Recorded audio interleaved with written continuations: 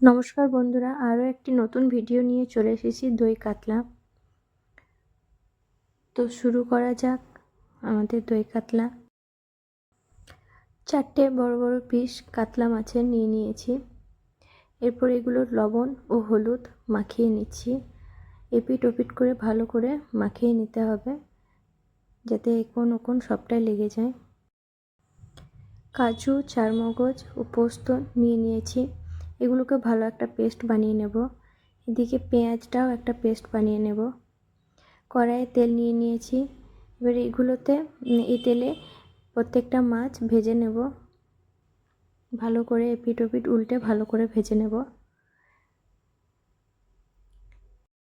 মাছগুলোকে সব তুলে নিয়েছি। ওই তেলেই লঙ্কা ফোড়ন দিয়ে ওর মধ্যে পেঁয়াজ বাটাটা দিয়ে দিচ্ছি। পেঁয়াজ বাটাটা ভালো করে নেড়ে নিয়েছি। এর মধ্যে আদা বাটা দিয়ে দিলাম। এই দুটোকে ভালো করে মিশিয়ে নিয়ে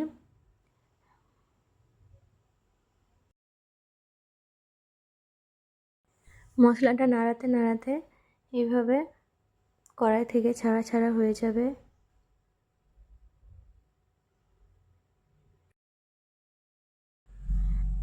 এই সময় দিয়ে দিচ্ছি কাজু, চারমগজ, পোস্তর যে পেস্টটা ছিল সেই পেস্টটা।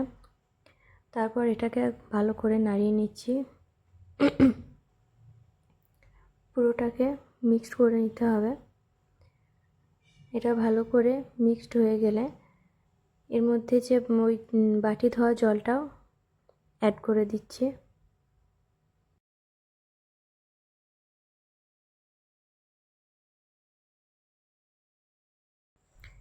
মশলাটা এরকমভাবে কষিয়ে নিয়ে এর মধ্যে টক দইটা দিয়ে দিচ্ছি। যে পরিমাণ মতো যে টক দইটা লাগবে সেটা এর মধ্যে দিয়ে আবার ভালো করে নাড়াচ্ছি। নাড়াতে নাড়াতে যখন মশলাটা গ্রেভির মতো হয়ে যাবে তখন এর মধ্যে মাছগুলো সব দিয়ে দেব, দিয়ে ঢাকা দিয়ে ফুটতে দেব। তৈরি হয়ে গেছে আমাদের দই কাতলা। দেখতে এবং খেতে দুটোই লোভনীয়। গরম গরম ভাতের সঙ্গে খুবই ভালো লাগে।